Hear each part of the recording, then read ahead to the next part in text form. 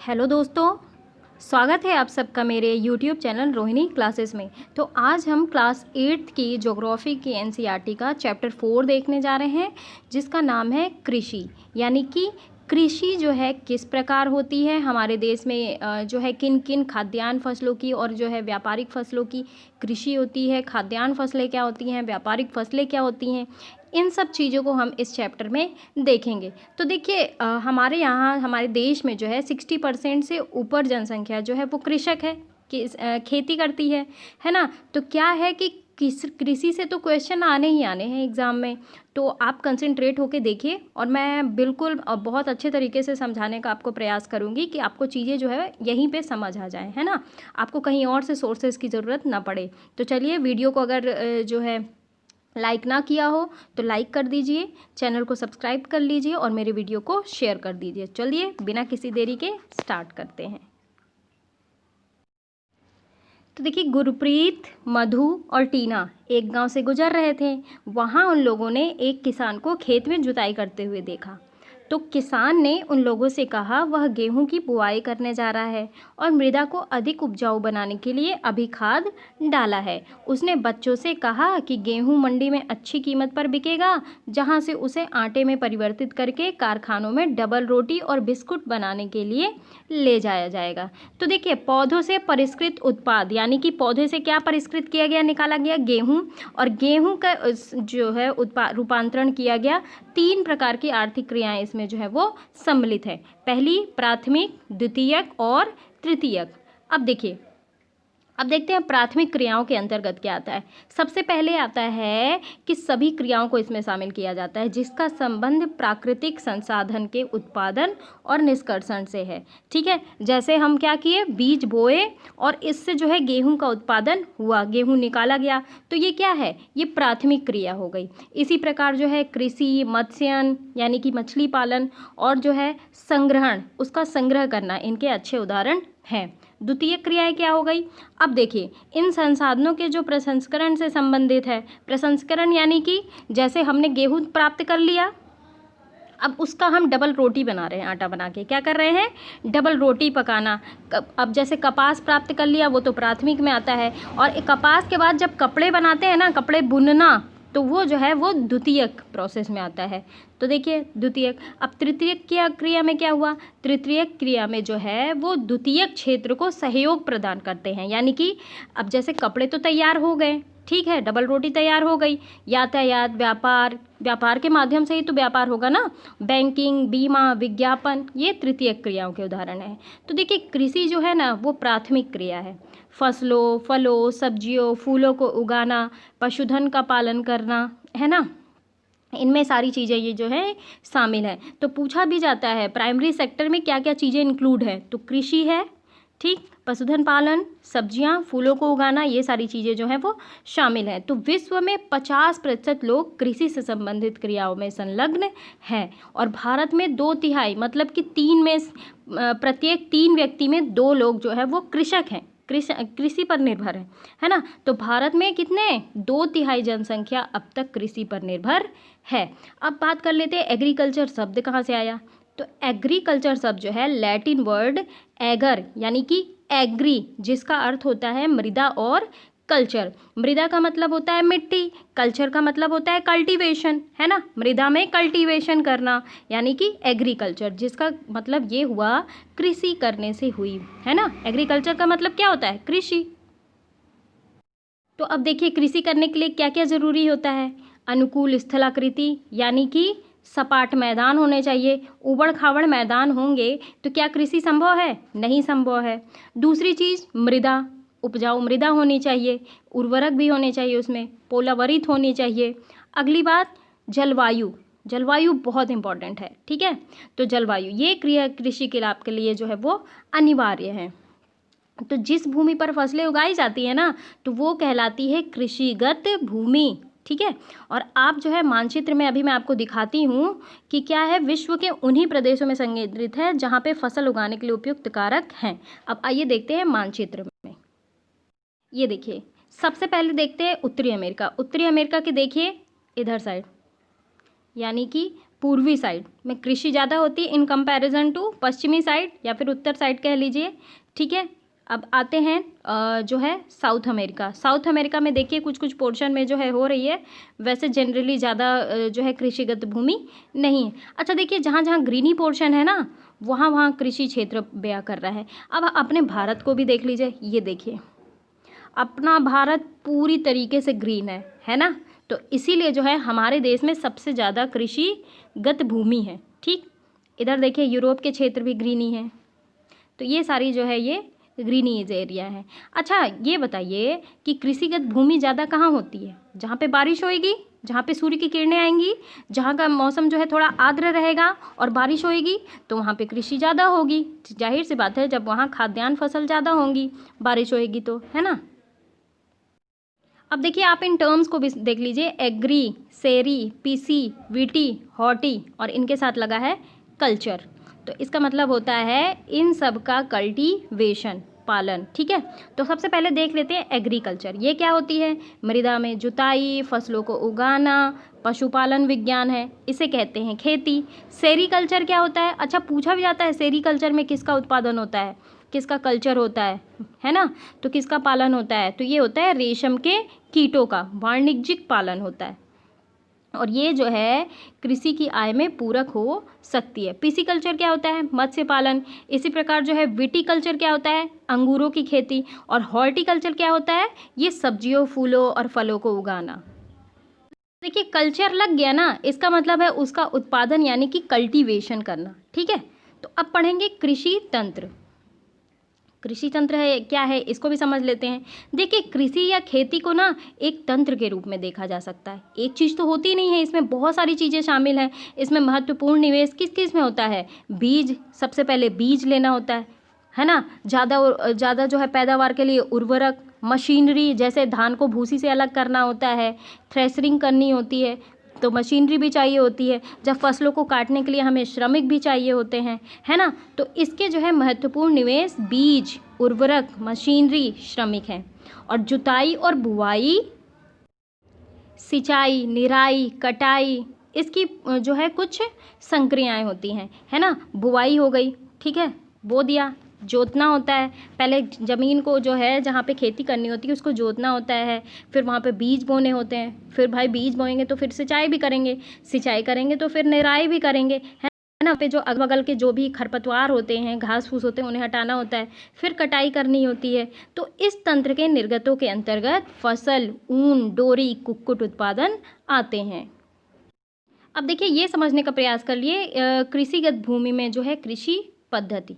देखिए बीज लिया, रसायन का छिड़काव हो रहा है, बीज डाला जा रहा है, ठीक है। मशीनरी, इसमें जो है निवेश करना होता है, ये प्रक्रम है, ठीक है। निर्गत क्या हो रहा है? फसल निकल रही है। निवेश इन तीनों चीज़ में हो रहा है। प्रक्रम मतलब प्रोसेस ये हो रही है और निकल रहा है फसल, ठीक है। तो प्रक्रम क्या होता है? जुताई, बुवाई और छिड़काव। क्या हुआ? सबसे पहले प्रोसेस हुई निवेश की। निवेश हमने क्या क्या किया? बीज लिया, रसायन लिया और मशीनरी। प्रोसेस क्या होती है, प्रक्रिया क्या होती है? जुताई की होती है, बुवाई, फिर छिड़काव, यानी कि जो है रसायन का जो है खरपतवार हटाने के लिए छिड़काव होता है और निकलेगा क्या? फसल। अब भौतिक निवेश क्या क्या होता है? सूर्य का प्रकाश हो गया, ये भी ज़रूरी होता है। तापमान, वर्षा, मृदा, ढाल, ये सारी चीज़ें जो है वो ज़रूरी होती हैं। और मानवीय कृषि में निवेश, भंडारण, श्रम का, है ना, निवेश, मशीनरी का निवेश और रसायन का निवेश, ये होता है। अब आइए बात कर लेते हैं थोड़ा सा जैविक कृषि क्या होती है। देखिए ये जो है ना, ये ऐसी कृषि होती है जिसमें रासायनिक खादों के स्थान पे जैविक खादों का उपयोग किया जाता है। प्राकृतिक पीड़कनाशी इसे कहते हैं। तो फसलों का उत्पादन बढ़ाने के लिए ना कोई आनुवंशिक रूपांतरण नहीं किया जाता।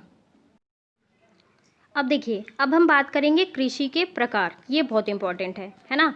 और प्रकार को भी जो है बहुत अच्छे तरीके से समझने का प्रयास करिएगा। देखिए विश्व में ना कृषि विभिन्न तरीकों से की जाती है। तो भौगोलिक दशाओं, उत्पाद की मांग, श्रम और प्रौद्योगिकी के स्तर पे आधार पे जो है कृषि को दो मुख्य प्रकारों में विभाजित किया गया है। एक है निर्वाह कृषि और एक है वाणिज्यिक कृषि। अब देखिए, अब आप समझ रहे होंगे कि ये स्तर का आधार क्या है। तो भौगोलिक दशा, आप सभी जानते हैं कि जो पर्वतीय इलाके होते हैं, मैदानी इलाके होते हैं, और पठारी इलाके हैं होते हैं। इनमें एक जैसी कृषि तो होएगी नहीं। आप सभी को पता है कि पर्वतीय इलाकों में विरले जनसंख्या पाई जाती है, मैदानी इलाकों में जनसंख्या की मात्रा ज़्यादा पाई जाती है, बहुत ज़्यादा पाई जाती है, और पठारों में इन कंपैरिजन टू कम। तो क्या होता है, मैदानी इलाकों में जब जनसंख्या का ज़्यादा निवास रहेगा तो उपभोग के लिए उन्हें खाद्यान्न फसलें चाहिए होंगी। जब खाद्यान्न फसलें चाहिए होंगी तो खाद्यान्न फसलों को उपजाऊ भी तो ज़्यादा करेंगे ना वो लोग, है ना, उसकी उपज भी ज़्यादा करेंगे। तो ये चीज़ें डिपेंड करती हैं, है ना। उत्पाद की मांग, किस उत्पाद की मांग ज़्यादा है वही चीज़ बोई जाती है। श्रम और प्रौद्योगिकी का स्तर क्या है, ठीक है। तो ये सब चीज़ें जो है वो डिपेंड करती हैं। तो इसी प्रकार जो है कृषि को दो पार्ट में डिवाइड किया गया है, एक है निर्वाह कृषि और दूसरी है वाणिज्यिक कृषि।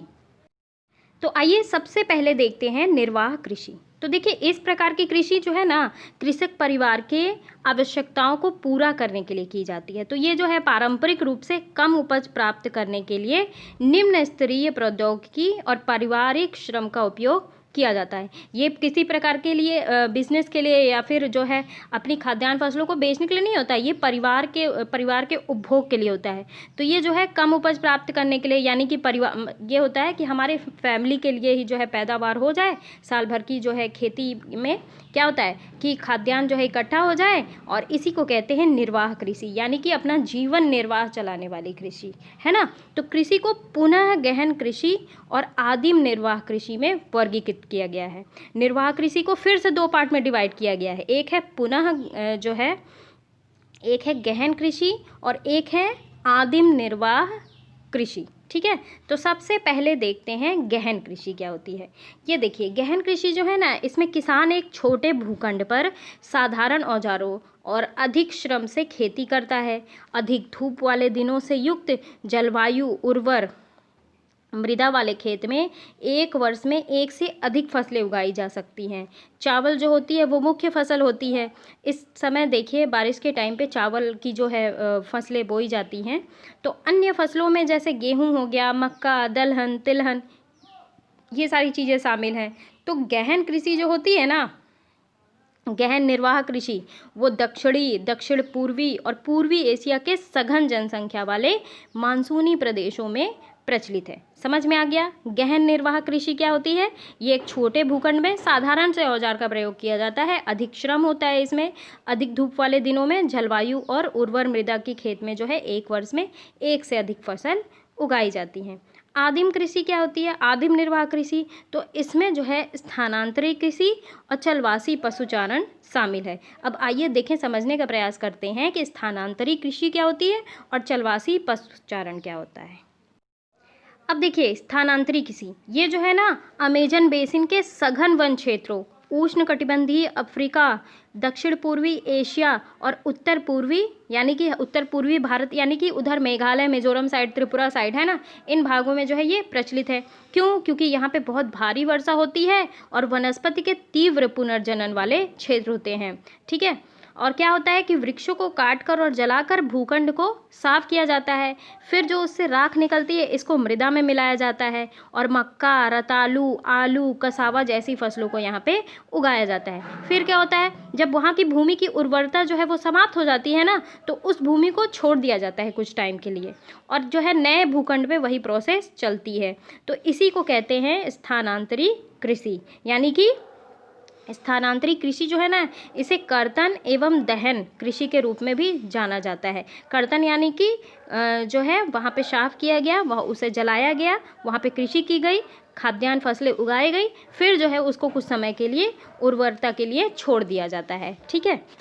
देखिए, एक चीज़ और जान लीजिए, ये देखिए, क्या आप जानते हैं स्थानांतरित कृषि विश्व के विभिन्न भागों में विभिन्न नामों से जाना जाता है। ये भी बहुत इंपॉर्टेंट है। अब पूछ लिया जाएगा कि रोका, स्थानांतरित कृषि कहाँ कहा जाता है, रोका, तो ये आपको पता होना चाहिए, ब्राज़ील में, ठीक है, लदांग मलेशिया में, मिल्पा मैक्सिको में, और झूमिंग कृषि हमारे भारत में, उत्तर पूर्वी भारत में, है ना।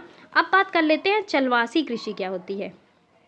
तो देखिए, चलवासी जो होता है ना, वो चलवासी यानी कि चलने फिरने वाली, चलवासी से ही आपको प्रदर्शित हो रहा जो होगा, चलवासी पशुचारण से प्रदर्शित हो, है ना, है ना। तो क्या है कि सहारा के अर्ध शुष्क और शुष्क प्रदेशों, में और मध्य एशिया में और भारत के कुछ भागों जैसे कि राजस्थान और जम्मू कश्मीर में क्या होता है, ये जो है पशुचारण प्रचलित है।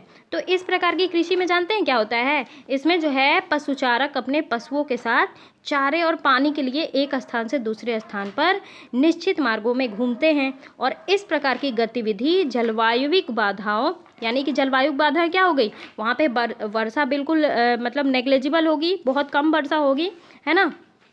तो जाहिर सी बात है वहाँ पे किसी भी फसलों का उत्पादन नहीं होगा, तो चलवासी पशुचारण तो करना ही पड़ेगा और भूभाग की प्रतिक्रिया के स्वरूप उत्पन्न होता है। तो पशुचारक जो होते हैं ना, वो मुख्यतः भेड़, ऊंट, मवेशी, याक, बकरियां पालते हैं।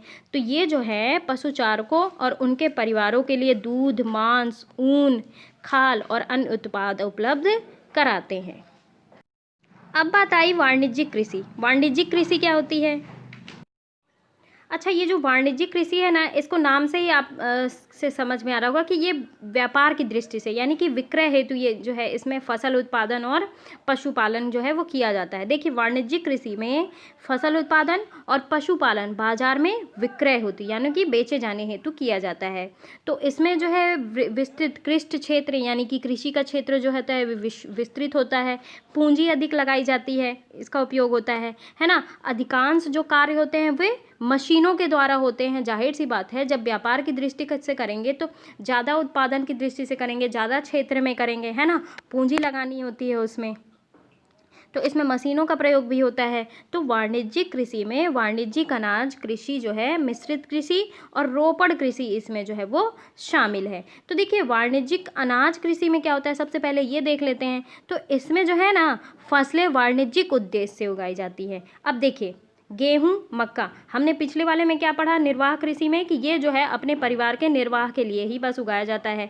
लेकिन इसमें जो होती है वाणिज्यिक अनाज कृषि, जैसे गेहूं और मक्का हो गया, ये व्यापारिक दृष्टि से उगाई जाती है। अब देखिए कहाँ कहाँ, उत्तरी अमेरिका, यूरोप, एशिया के शीतोष्ण घास मैदान में वाणिज्यिक अनाज कृषि जो है वो प्रमुख क्षेत्र है और ये क्षेत्र सैकड़ों हेक्टेयर के बड़े फार्मों से युक्त विरल आबादी वाले होते हैं। ये विरल आबादी यानी कि बहुत कम आबादी वाले, सघन बोलूँ तो बहुत ज़्यादा आबादी वाले और विरल बोलूँ मैं तो क्या, कम आबादी वाले, ठीक है। तो ये क्षेत्र जो है सैकड़ों हेक्टेयर में बड़े फार्मों में युक्त विरल आबादी वाले होते हैं, बहुत अत्यधिक ठंड होते हैं और वर्धन काल को जो है वो बाधित करते हैं, यानी कि जो ये पौधे लगाते हैं ना, इनके बढ़ने के काल को जो है वो बाधित करते हैं और केवल एक ही फसल यहाँ उगाई जा सकती है, इसीलिए इसका अनाज कृषि नाम है। और मिश्रित कृषि क्या होती है, इसमें भूमि का उपयोग भोजन व चारे की फसलों को उगाने, पशुधन पालन के लिए किया जाता है। और ये कहाँ किया जाता है, ये यूरोप, पूर्वी संयुक्त राज्य अमेरिका, अर्जेंटीना, दक्षिण पूर्वी ऑस्ट्रेलिया, न्यूजीलैंड और दक्षिण अफ्रीका में प्रचलित है। अब देखिए, अब बात करते हैं रोपड़ कृषि क्या है, ठीक है। रोपड़ कृषि भी जो है ना, वो वाणिज्यिक कृषि का एक प्रकार है। तो यहाँ पे चाय हो गया, कहवा, काजू, रबड़, केला, कपास की एकल फसल उगाई जाती है, यानी कि एक ही फसल उगाई जाती है। अब आप फिगर में भी देख पा रहे होंगे कि केले का जो है वो रोपड़ किया गया है, किस दृष्टि से, वाणिज्यिक दृष्टि से। तो इसमें जो है बहुत बड़े पैमाने पे, यानी कि श्रम और पूंजी की आवश्यकता होती है। उत्पाद के प्रसंस्करण में खेतों पर ही निकट कारखानों में किया जाता है। देखिए, यहाँ पे जैसे केले का रोपड़ किया गया ना, इसी के निकट जो है कारखाना भी जो है स्थापित किया जाता है और इस प्रकार कृषि में परिवहन जाल के विकास की अनिवार्यता होती है। तो रोपड़ कृषि के मुख्य क्षेत्र विश्व में उष्णकटिबंधीय प्रदेशों में पाए जाते हैं। ये भी आपको ध्यान रखना है कि ये जो रोपड़ कृषि होता है ये कहाँ होता है, उष्णकटिबंधीय प्रदेशों में। तो मलेशिया में रबड़, ब्राज़ील में कहवा, भारत और श्रीलंका में चाय जो है इसके कुछ उदाहरण हैं। अब आइए कुछ मुख्य फसलों को हम देखते हैं। मुख्य फसलें होती क्या हैं? देखिए, जैसे आप सभी को पता है कि जनसंख्या जो है वो बढ़ती जा रही है, उनकी आवश्यकताओं को पूरा करने के लिए भाई अब खाने के लिए, जीने के लिए तो हमें तो खाद्यान्न तो चाहिए ही चाहिए। तो गेहूँ, चावल, मक्का, बाजरा ये जो है मुख्य खाद्यान्न फसलें हैं और जूट और कपास रेशेदार फसलें हैं। चाय और कहवा मुख्य पेय फसलें हैं। तो इन सब के बारे में हम देखते हैं। देखिए, जैसे आप सभी को, जैसे कि मैंने बताया आपको कि भारत की अर्थव्यवस्था में कृषि की बहुत अहम भूमिका है। है कि नहीं है, मानना पड़ेगा आपको। तो भारत की आर्थिक जो है दृष्टि से, आबादी से 49% से भी ज़्यादा लोग कृषि क्षेत्र में रोजगार प्राप्त है। और इस जो भारत की जीडीपी है ना, जिसे सकल घरेलू उत्पाद कहते हैं, उसमें भी जो है कृषि की हिस्सेदारी 16% है। 16% यानी कि बहुत ज़्यादा है ना। तो देश में जो है, आप एक चीज़ नोट डाउन कर लो कि देश में जो है प्रथम कृषि विद्यालय भी खोला गया था 1960 में। कब खोला गया था? 1960 में। और कहाँ खोला गया था? ये पंतनगर, जो कि उत्तराखंड में है। और ये हमारे प्रथम प्रधानमंत्री जवाहरलाल नेहरू द्वारा खोला गया था, ठीक है, 1960 में। तो भारत में न जो है ना 15 जलवायु क्षेत्र हैं। जब जैसा कि आप सभी को पता है कि भारत के हर क्षेत्र का जलवायु जो होता है अलग अलग होता है। वहीं आप पूर्वोत्तर राज्य में चले जाइए तो भारी वर्षा वाले क्षेत्र मिलेंगे। पश्चिम एरिया में चले जाइए, राजस्थान वगैरह हो गए, तो यहाँ विरले ही वर्षा होती है, बहुत कम बारिश होती है ना। अगर आप उत्तरी ओर चले जाइए तो पूरा हिम से ढका हुआ है, तो वहाँ भी जो है बहुत रेयर बारिश होती है। साउथ में चले जाइए तो वहाँ पे ना ज़्यादा बारिश होती है, ना ज़्यादा ठंड पड़ती है, ना ज़्यादा गर्मी, नॉर्मल टेम्परेचर रहता है। तो हर जगह जो है वो अलग अलग कृषि जलवायु पाई जाती है। तो भारत में आप ध्यान रखेंगे 15 जलवायुवी कृषि जो है वो क्षेत्र पाए जाते हैं। सबसे पहले देखते हैं खाद्यान्न फसल, जो कि है चावल। देखिए ये विश्व भारत की ही नहीं, विश्व की मुख्य खाद्य फसल है। और ये कहाँ होती है? उष्णकटिबंधीय एरिया में और उपोष्ण कटिबंधीय प्रदेशों में। क्यों होती है? क्योंकि आप सभी को पता होना चाहिए कि जो ये चावल है ना, ये इसमें जो है बहुत पानी की ज़रूरत होती है। जब हमारे खेत पानी से भर जाएंगे तभी जो है चावल का कल्टीवेशन, हम धान रोपित करते हैं। आप ये फिगर में भी देख पा रहे होंगे कि इनके खेतों में पानी भरा हुआ है और धान जो है ये किसान रोपित कर रहे हैं, है ना। तो इसीलिए जो है ये उष्णकटिबंधीय और उपोष्ण कटिबंधीय, जहाँ पे सूर्य की किरणें सीधी लंबवत पड़ती हैं, वहीं पे इसकी कृषि जो है वो संभव है ना, क्योंकि वहाँ पे बारिश भी ज़्यादा होगी। इसीलिए आगे देखते हैं, चावल के लिए किस चीज़ की ज़रूरत होती है? अधिक तापमान होना चाहिए, उच्च तापमान यानी कि अधिक सांद्रता होनी चाहिए, और वर्षा की आवश्यकता होती है। तो ये फसल जो है चीका युक्त जलोढ़ मृदा, अब मृदा भी जान लीजिए कि कौन सी मृदा जो है चावल की खेती के लिए सूटेबल होती है। तो ये होती है चीका युक्त जलोढ़ मृदा, जिसमें जो है जल रोकने की क्षमता होती है, ठीक है, जल को वो बहुत देर तक रोके रहती है। तो ये जो है सर्वोत्तम ढंग से बढ़ती है चावल की कृषि। अब देखिए, चीन जो है, चीन में चावल की पैदावार सबसे ज़्यादा होती है, और ये जो है चीन चावल उत्पादन में अग्रणी देश है। इसके बाद क्रमशः नंबर आता है भारत का, फिर जापान का, फिर श्रीलंका का, फिर मिस्र का। तो अनुकूल जलवायु दशाओं जैसे कि वेस्ट बंगाल और बांग्लादेश में एक वर्ष में 2 से 3 फसलें उगाई जाती हैं। अब बात करते हैं गेहूं की, ठीक है। आप ये फिगर में देख पा रहे होंगे शस्य कर्तन की प्रक्रिया, जो गेहूं की फसल काटी जा रही है। शस्य कर्तन का मतलब होता है, कर्तन का मतलब काटना, फसल, ठीक है, गेहूं की फसल काटना, है ना। तो गेहूं के जो है वर्धन काल के माध्यम से तापमान और वर्षा और शस्य कर्तन के समय तेज धूप की आवश्यकता होती है। अब मैं ये आपको बता दूं कि जैसे ठंडियों में जब ये जो होता है धान जो है कट जाते हैं ना, इसके पश्चात 1-2 महीने जो है भूमि को छोड़ दिया जाता है, और इसके पश्चात बोया जाता है क्या? गेहूं।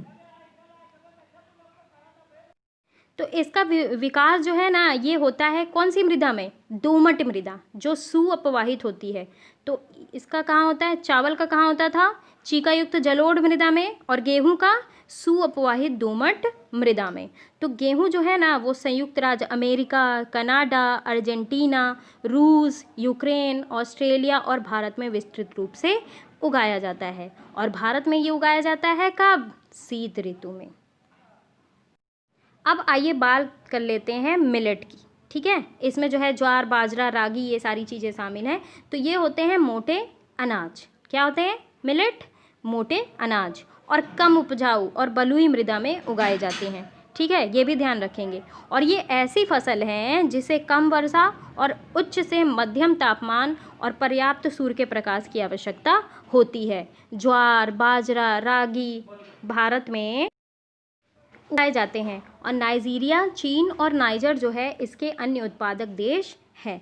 अब आइए बात कर लेते हैं मक्का की। तो देखिए, मक्का को क्या कहा जाता है? कॉर्न के नाम से भी जाना जाता है। तो विश्व में इसकी रंग बिरंगी प्रजातियां भी पाई जाती हैं। इसके लिए कैसा तापमान चाहिए? इसके लिए चाहिए मध्यम तापमान, वर्षा और अधिक धूप की आवश्यकता होती है। तो इसे जो है सुअपवाहित उपजाऊ मृदा की आवश्यकता होती है। तो मक्का जो है उत्तर अमेरिका, ब्राज़ील, चीन, रूस, कनाडा, भारत और मैक्सिको में उगाई जाती है। तो अब बात करते हैं कपास की। देखिए इनकी वृद्धि के लिए भी ना उच्च तापमान चाहिए होता है, हल्की वर्षा चाहिए होती है और 200 से 210 पाला रहित दिन चाहिए होता है ना, और तेज चमकीली धूप की आवश्यकता होती है। और ये किस मिट्टी में होती है? ये होती है काली और जलोढ़ मृदा में, ये सर्वोत्तम उगती है। तो चीन, संयुक्त राज्य अमेरिका, भारत, पाकिस्तान, ब्राज़ील, मिस्र जो है कपास के अग्रणी उत्पादक देश हैं और यह जो है सूती वस्त्र उद्योग के लिए बहुत महत्वपूर्ण कच्चा माल है। फिगर में भी देख पा रहे होंगे किस किस प्रकार जो है कपास की कृषि की जाती है। अब देखिए, अब बात करेंगे पटसन। इसको कहते हैं सुनहरा रेशा। तो एग्जाम में पूछा जाएगा कि सुनहरा रेशा जो है किसे कहते हैं, तो वो कहते हैं पटसन को। ठीक है, ये जो होती है ना, ये जलोढ़ मृदा में सबसे अच्छे ढंग से विकसित होती है। अच्छा, मृदा याद करना आपको बहुत ज़रूरी है कि चावल जो है किस मृदा में अच्छी तरीके से जो है उसकी पैदावार होती है, गेहूँ, पटसन, कपास, है ना। तो पटसन कहाँ होती है? जलोढ़ मृदा में अच्छे ढंग से, और इसे उच्च तापमान की ज़रूरत होती है, भारी वर्षा, आर्द्र जलवायु की आवश्यकता होती है। और ये फसल होती है कहाँ? उष्णकटिबंधीय क्षेत्रों में। तो भारत और बांग्लादेश जो है ना, वो पटसन के अग्रणी उत्पादक देश हैं। अब आइए थोड़ा बात कर लेते हैं कॉफ़ी। कॉफ़ी की पौधे की खोज किसने की? तो देखिए, ये कॉफ़ी के विषय में जो है ना बहुत सारी कहानियाँ जो है वो प्रचलित हैं। लगभग 850 ईस्वी में कालदी नाम की एक अरबवासी जो कि बकरी चराने वाला था, अपनी बकरियों की अनोखी उछल कूद और हरकतों को देखकर परेशान था। तो एक दिन उसने भी जो है एक सदाहरित पौधे की फलियों को चक्कर देखा, जिसे बकरियां जो है वो प्रतिदिन खाया करती थीं, और उसने आनंद का भाव का अनुभव किया और बाद में अपनी खोज को जो है इस संसार में बताया और उसका नाम पड़ गया कॉफ़ी। ये तो मुझे नहीं लगता है, ये कहानी ही प्रचलित है ना, कोई सच बात नहीं है। देखिए, अब बात करते हैं कॉफ़ी। कॉफ़ी की पैदावार किस जलवायु एरिया में होती है? गर्म और आर्द्र। कहाँ? गर्म और आर्द्र। और ये भी होती है सुअपवाहित दोमट मृदा में। और इस फसल की वृद्धि के लिए पर्वतीय ढाल जो है अधिक उपयोगी होती है, और इसीलिए देख पाते होंगे आप कि पर्वतीय एरिया में जो है ये इनकी पैदावार ज़्यादा होती है। तो ब्राज़ील जो है ना, वो कॉफ़ी का सबसे अग्रणी देश है। ठीक है, ब्राज़ील में सबसे ज़्यादा कॉफ़ी का उत्पादन होता है, और इसके पश्चात है कोलंबिया और भारत। तो हमारे भारत में जो है कर्नाटका में कॉफ़ी उत्पादक जो है राज्य सबसे ज़्यादा है। अब आती है बात चाय। चाय का नाम सुन के सबके अंदर जो है चुस्की लेने का मन कर गया होगा, है ना। तो चाय जो है बागानों में उगाई जाने वाली एक पेय फसल है। इसकी कोमल पत्तियों की वृद्धि के लिए ठंडी जलवायु और वर्ष भर समवितरित उच्च वर्षा मतलब हमेशा एक समान होने वाली वर्षा। ठीक है, तो समान रूप से वितरित होनी चाहिए वो वर्षा, ये चीज़ है, इसकी आवश्यकता होती है। तो इसके लिए सुअपवाहित दोमट मृदा और मंद ढाल की आवश्यकता होती है। ढाल के रूप में बनाया जाता है। आप देख पा रहे होंगे यहाँ पे चाय की फसल। ठीक है, तो पत्तियों को चुनने के लिए अधिक संख्या में श्रमिकों की आवश्यकता होती है। तो जो है हमारे भारत में, जैसे असम में देख लीजिए, चाय की खेती बहुत अच्छा आपको दृश्य देखने को मिलेगा। आप गूगल भी करके देखना, है ना। अब देखते हैं कृषि के विकास। देखिए, बात करेंगे कृषि का विकास। देखिए, आप सभी को पता है कि टाइम टू टाइम जो है वो जनसंख्या हमारे देश की विश्व की ही मान लीजिए जो है बढ़ती जा रही है। जनसंख्या बढ़ रही है तो उनकी मांग भी बढ़ती जा रही है।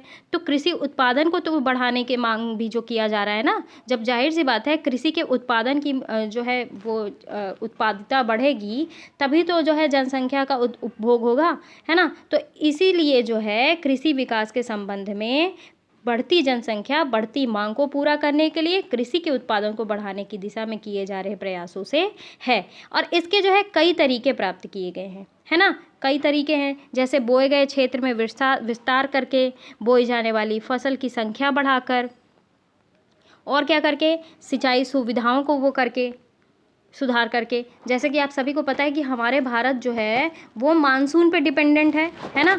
और अगर मानसून मान लीजिए कि इधर उधर हो जाता है तो क्या होता है, सीधा सीधा असर हमारी फसलों पे पड़ता है।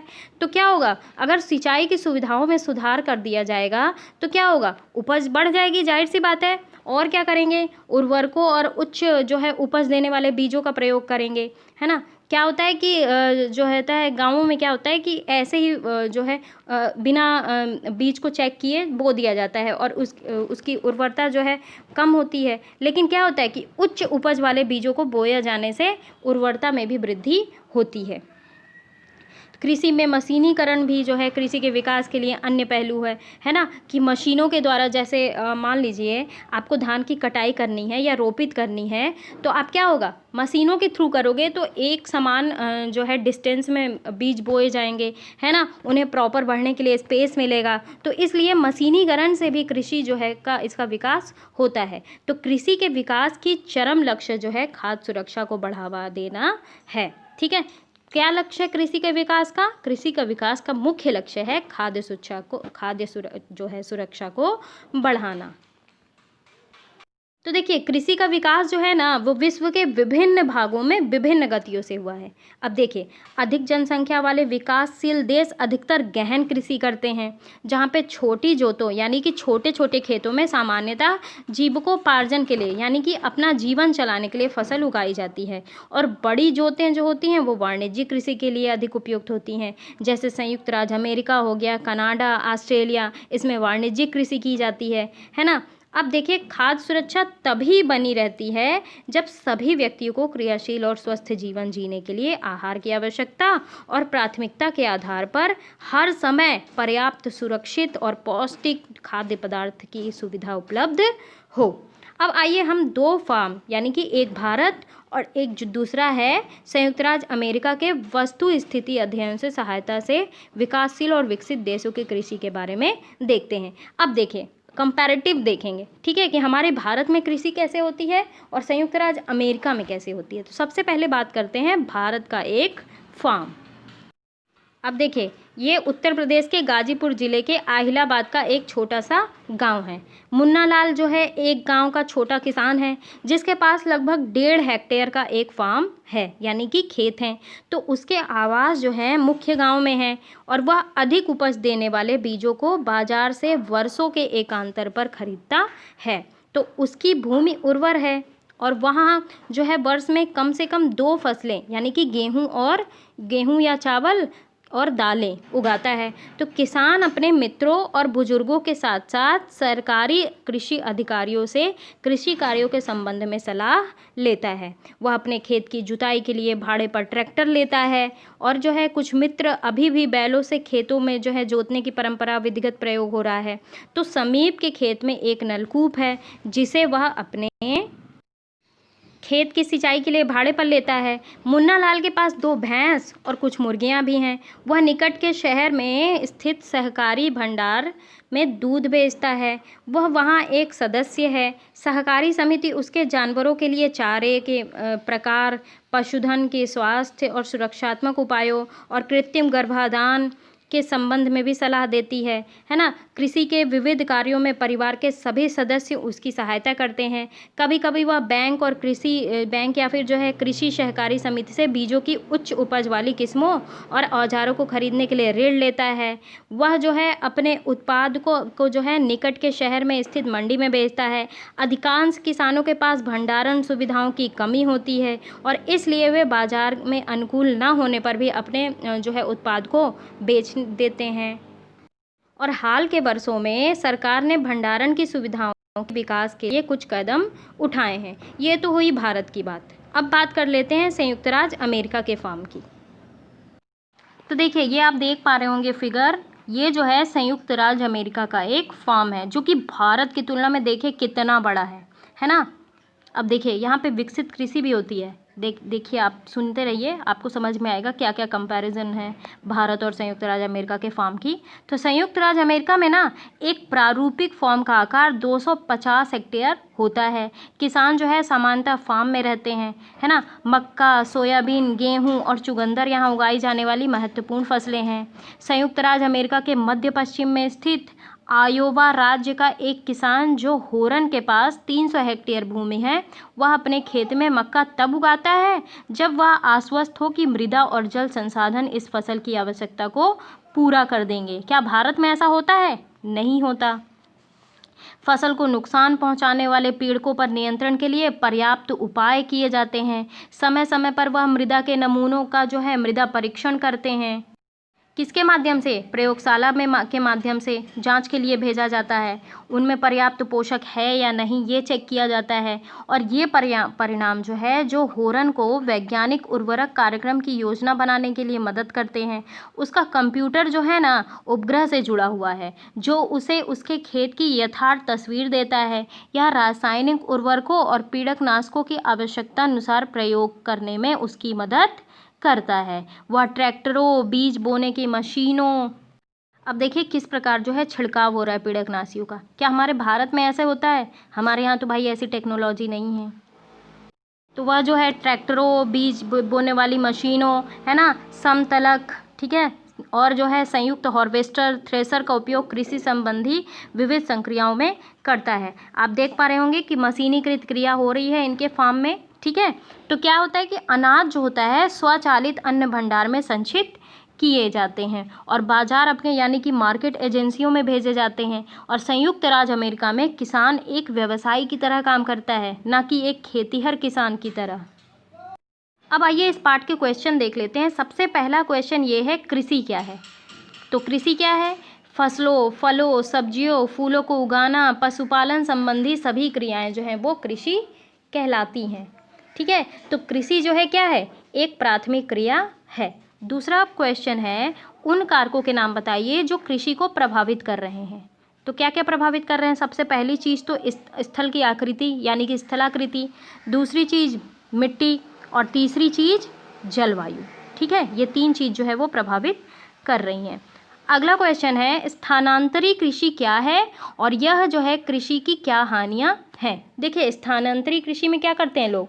वृक्षों को काट देते हैं, जलाकर जो है वहाँ के भूखंड को साफ किया जाता है और जो राख निकलती है उसको मृदा में मिला दिया जाता है, फिर फसलों को उगाया जाता है। और फिर क्या किया जाता है? भूमि की उर्वरता समाप्ति के बाद ये भूमि जो है वो छोड़ दी जाती है और कृषक जो हैं वो नए भूखंड में चले जाते हैं। तो इस कृषि को क्या क्या कहते हैं? कर्तन एवं दहन। इसकी हानियाँ क्या हैं? इससे जो है सबसे पहली बात कि मृदा का अपरदन होता है।